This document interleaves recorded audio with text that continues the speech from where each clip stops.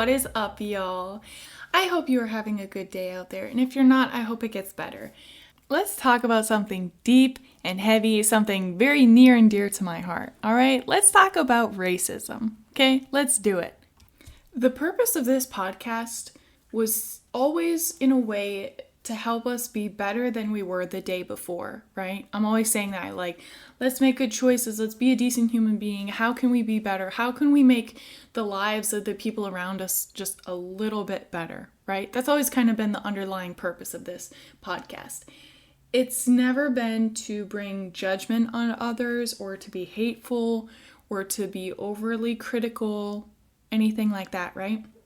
And I think with that, it helps to remember that the person is not always to blame. It's society, the policies, the system, right?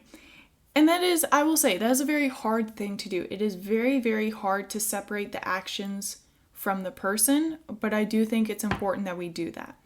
So I just finished reading Educated by Tara Westover.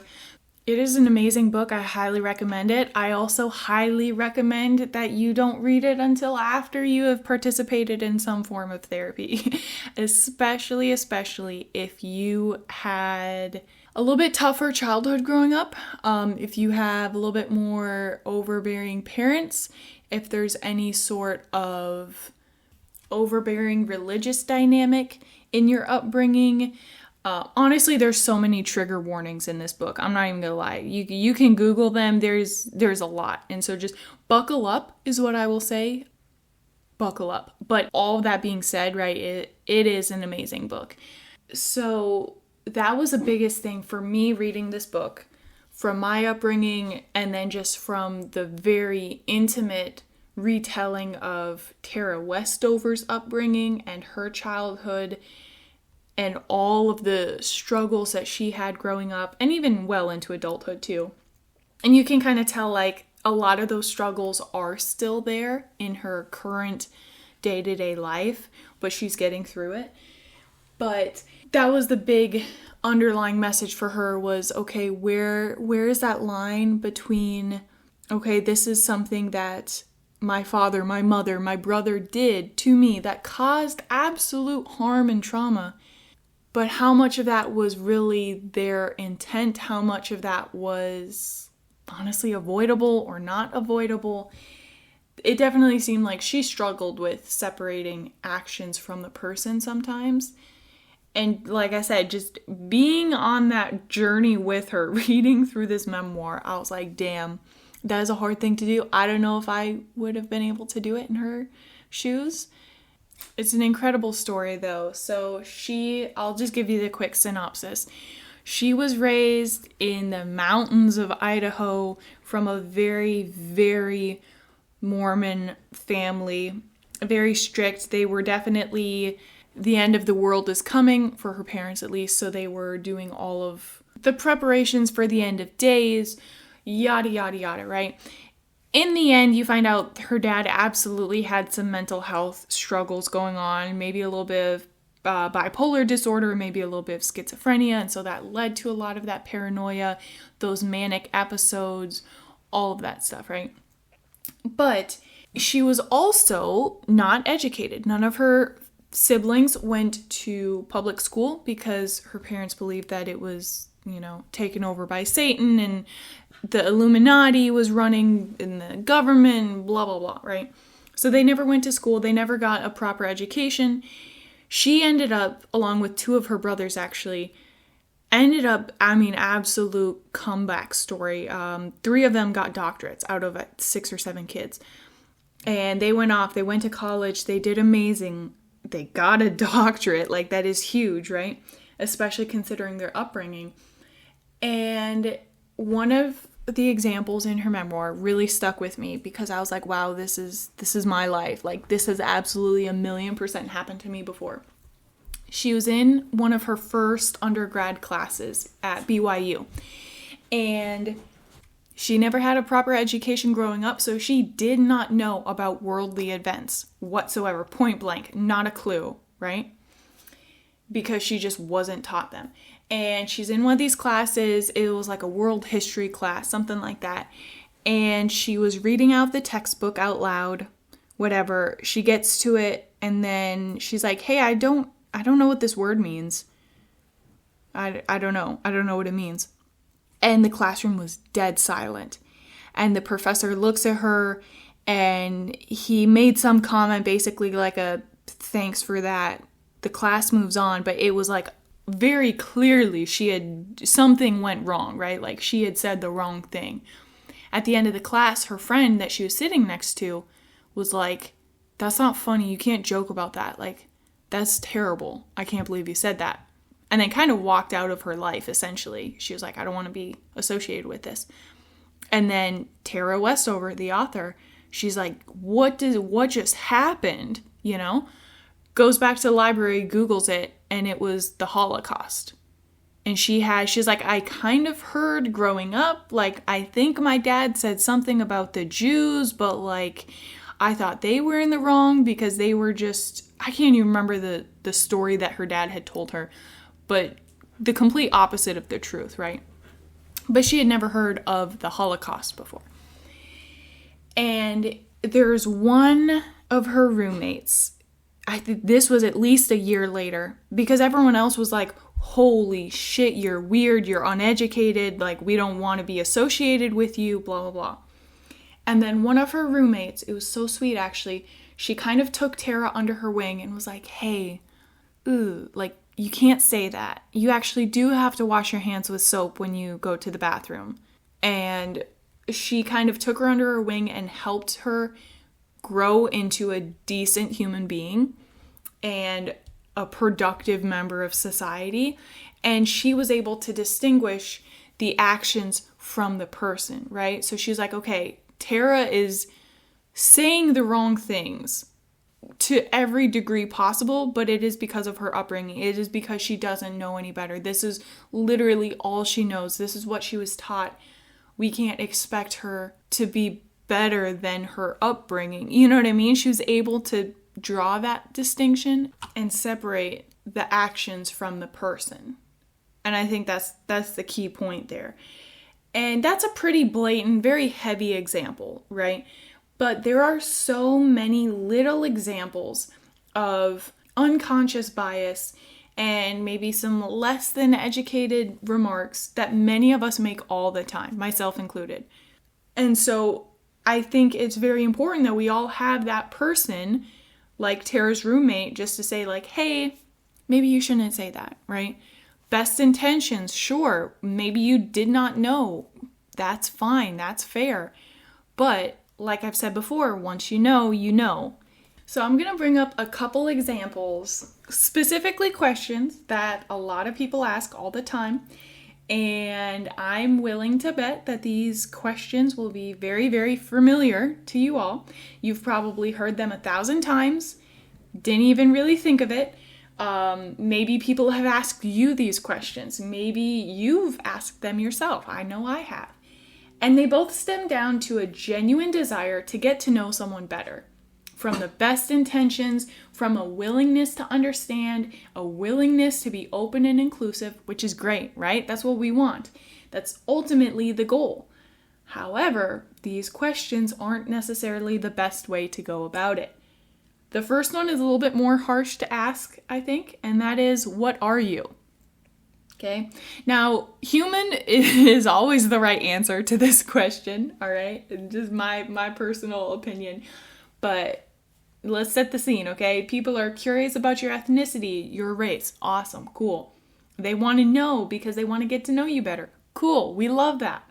But we shouldn't be going around asking people what they are. It's just, I don't know, it's just like it's not good, right? There are other ways to ask that question. And the next one is sort of the polite version, I think, of what are you? And that is, where are you from? Now, this one sounds super innocent, very well-intentioned, but it's got the same underlying tone of racial bias and especially otherization. And you guys maybe remember me talking about otherization way back in some of my earlier episodes. I did a lot of research on it in my grad program. It's a really interesting but very sad dividing example of unconscious bias in our language and how we talk about other people, other ethnicities, all of that stuff. And so otherization, quick refresher if you forgot, or if you haven't listened to those episodes yet, otherization is any time through language, social barriers, or any other method, it's where we're highlighting that someone or some group is different from us. Anytime you emphasize that one group is an inherent, primary, original, quote-unquote correct group, and anything else is the other, they're different, they're outsiders, etc., etc. And now you've got an unspoken but very real barrier between us and them.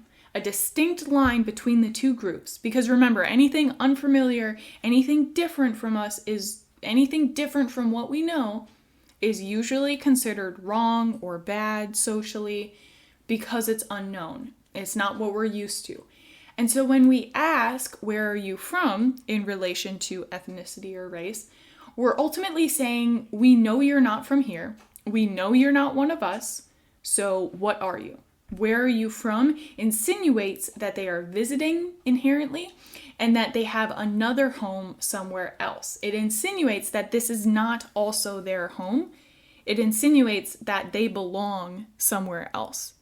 And so just kind of put that perspective in the back of your mind. Imagine you're somewhere, new job, new school, anything like that, and you look a little bit different than everyone else. Let's take a quick road trip in our brains back to high school, middle school, elementary. Did you want to look different from everyone else? Probably not, right? No one wants to be different. No one wants to be the other. No one wants to not fit in. Especially as a kid, especially in a vulnerable state where you're brand new, you don't know anyone else. You're just trying to find your spot, your place in that environment. And then imagine you look different than everyone else. That's already going to put you a little bit on edge, make you a little uncomfortable. And then imagine people coming up to you and being like, what are you? Where are you from? Because you're not from here. We know you don't belong here. Like, imagine how that would make you feel. And it's not necessarily any different as an adult. I think we get better at masking our insecurities.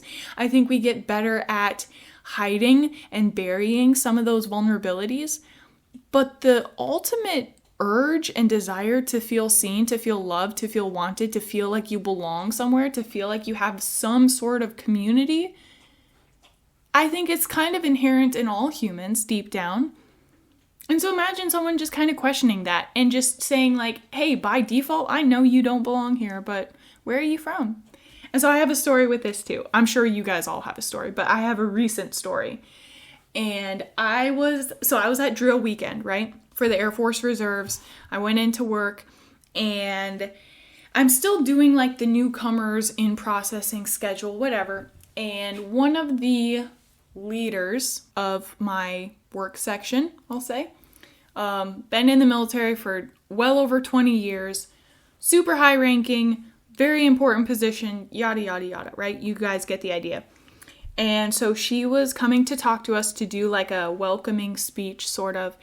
And we also had a few members there visiting that they've signed to join with the Air Force Reserves, but they haven't been to basic training yet. So fresh, two of them were fresh out of high school. The other couple, like fresh into the military environment, brand spanking new. Okay.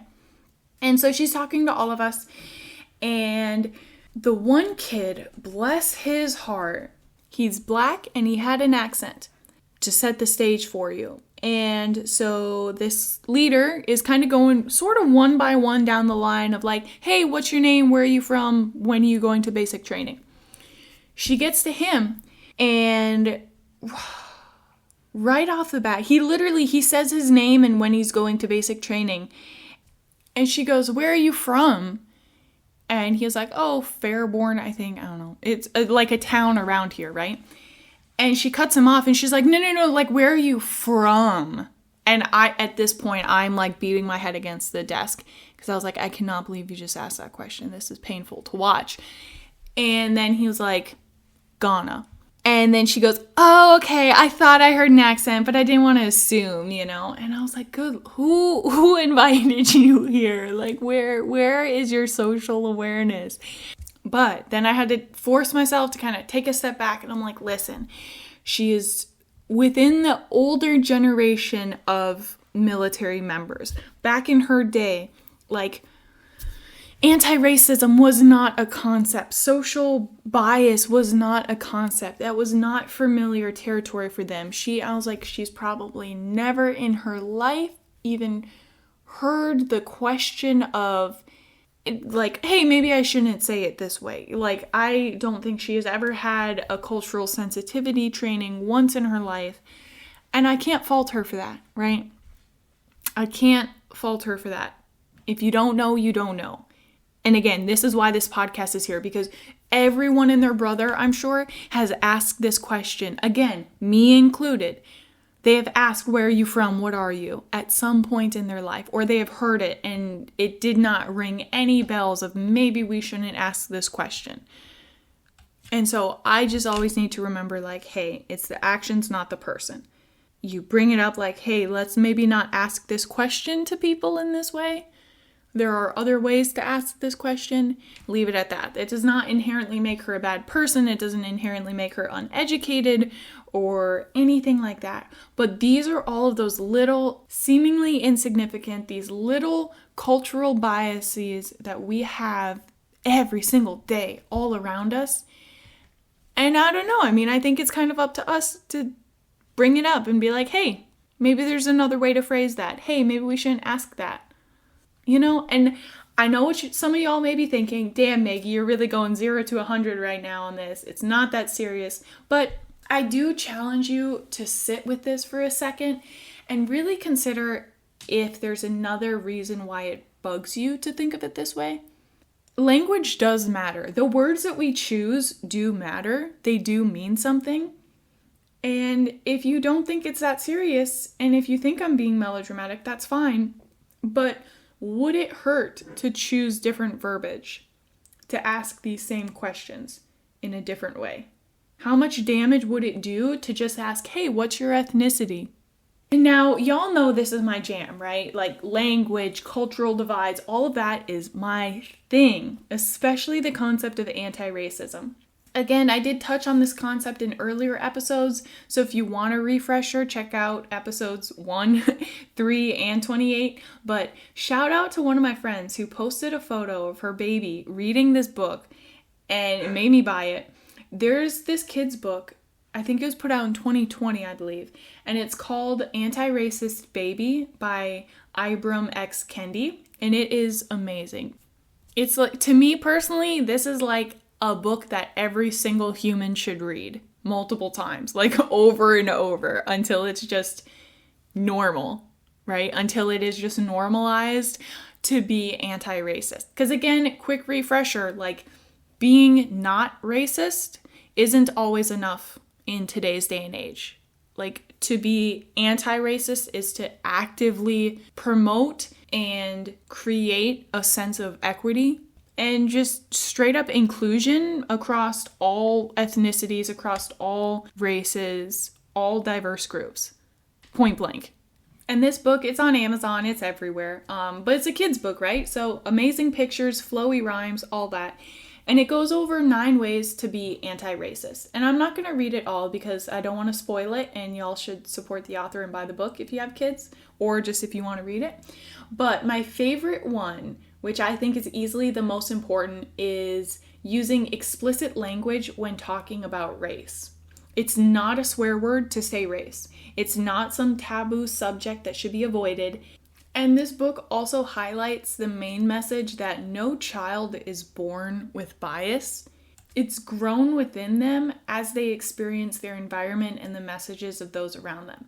And so on the flip side, anti-racism is also not born within a baby, it is bred, right? Like, and that's kind of their slogan on the back is anti-racist baby is bred, not born. Anti-racist baby is raised to make society transform, which I love. And the other thing that I really love about this book is, like, the kids aren't reading this book to themselves yet. It's read by their parents, their caregivers, their family members. Which means these adults are also absorbing these ideas and these 9 easy, simple steps without the harsher judgments or criticisms that can sometimes come from other adults when we talk about these topics, and when we bring up like, hey, maybe don't say that. Hey, you can't ask people that question. Or, hey, you can't call them this slur, so on and so forth. And I don't know, I love it because this baby book is like, it's like a safe, unimposing way to provide this same message of, hey, we all need to be anti-racist. And it can empower others to think of race and ethnicity differently. And dare I say it, equally, right? It's an amazing book. I cannot hype it up enough. As I close out this episode, I just want to reiterate that I started this podcast with the intent to help others and to grow with others. I have absolutely asked someone where they were from before, and I'm happy that the guy that I asked, he was kind of like, that's a weird question to ask. And he made the joke. He's like, I'm from Florida. And I was like, no, but like, where is your family from? Even worse follow-up question, right? But he was open about it. He was like, that's a weird question. They are also from Florida. Like, don't ask that, And then I think the way he phrased it was, he was like, are you trying to ask me what my ethnicity is? And I was like, yeah. And then he was like, okay, I'm whatever, And I always appreciated that. And it always stuck with me because it was absolutely a learning experience. But he wasn't an asshole about it. But he was clear that he didn't appreciate the question. He was that kid in class, essentially, for Tara, where they were like, you can't say that. You can't joke about that. Like, that's not okay. And I think that's what we all need. Step 7 of Anti-Racist Baby is, quote, confess when being racist. Nothing disrupts racism more than when we confess the racist ideas we sometimes express. Unquote. And I think, I don't know. I love it. I think we all need this. Like, I really do think that we should just all read this book. And with that being said, make good choices, be a decent human being, take care of each other. Don't ask people where they are from. If someone around you asks where they are from, maybe bring it up. If it's a okay environment where you're able to do so, maybe be like, oh, do you mean what's your ethnicity? Or just rephrase the question yourself and be like, yeah, what's your ethnicity? And then, we can just all learn and grow that way. I will catch y'all next time. I love you guys. Okay, bye!